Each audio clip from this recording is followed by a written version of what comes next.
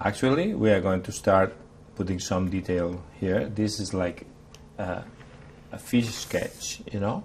But of course, if you remember what I did with my thumb, it was like reshaping and putting all these tool marks away or finger marks away. You can do that also with a wet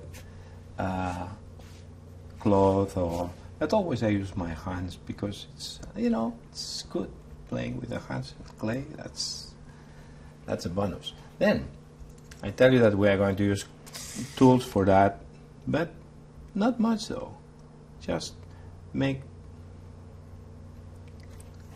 the radius more obvious, that later when we paint these shades, they are going to make these kind of shades, and they're going to give this kind of deep impression, like a good sculptor.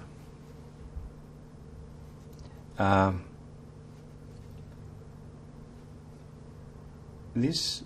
mean, to make this kind of differences on volumes, that's really very good on the sculptures, because the light, when we are working with three-dimensional pieces like this one, the light and the shades, they make the difference and they define more the product of the sculpture. Now we have to be very, very careful here to follow the radius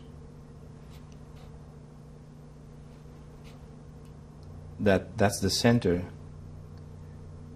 If we goof a little bit, it's going to look not too good, and it's not that easy.